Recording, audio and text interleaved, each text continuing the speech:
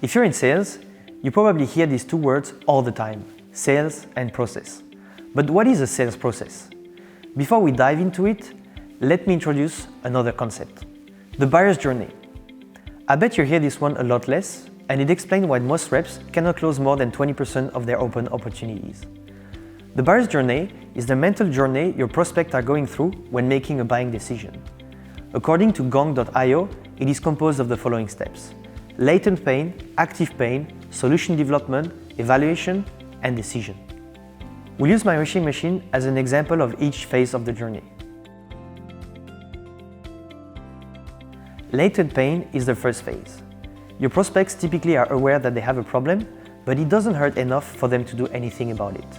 In the example of our washing machine, we started thinking about changing it when we had to clean it every 10 cycles. Nothing preventing us from washing clothes, but it was annoying.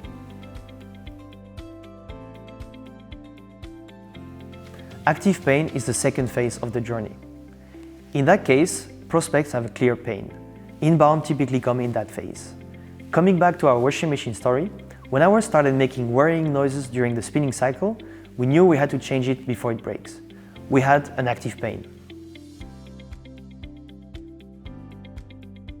Solution development is the phase in which your prospect is trying to gather information and build some use case to fix a problem. In our case, we went to an appliance store to compare price, models, energy consumptions, and all other kind of details. When entering the evaluation phase, things are getting serious. This is when prospects start asking about pricing and try to justify if the investment will bring enough value. In our case, a quick conversation with the rep allowed us to understand if the price was including delivery, if the machine was really worth it, and if we could pay in multiple installments. And finally, the decision phase is the moment when the prospect decides to buy or not. We decided to move on and buy the machine online because the rep didn't want to give us a discount for the model we wanted. As you can see, a buyer can always move further with you or competitor, even at the end of the buyer's journey. Now back to our sales process. According to HubSpot, a sales process or sales funnel is a repeatable set of steps a sales team is taking in order to move a prospect from an early stage lead to a closed customer. There are many types of sales process, but here's one I really like. It's composed of the 4 following steps: a discovery call or meeting, a use case demo, a contract or proposal review, and a negotiation phase. A discovery call or meeting is an initial conversation to understand if a prospect has a concrete qualified pain and find out if your product is a potential fit. It's not a product demo, and talking about the features of your solution is not what it's made for. Running a good discovery is an art as much as a science, but with good training and a lot of practice, it allows you to keep control of a deal and understand what steps are required to close that deal. When your discovery has confirmed that the prospect has a qualified pain within a reasonable timeline, it's now time for a use case demo. A use case demo is not a product or solution demonstration. It is actually a call or meeting intended to build a solution.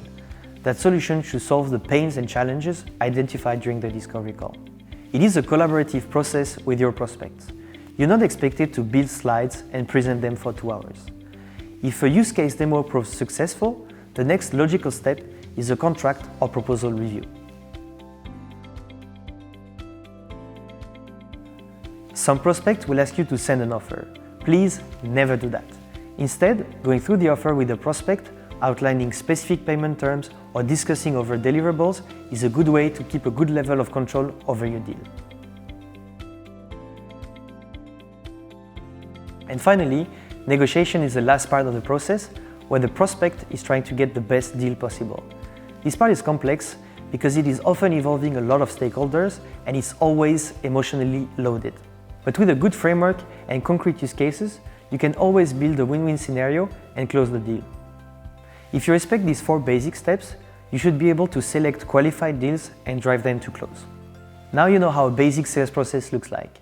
You also have a better understanding of the buyer's journey.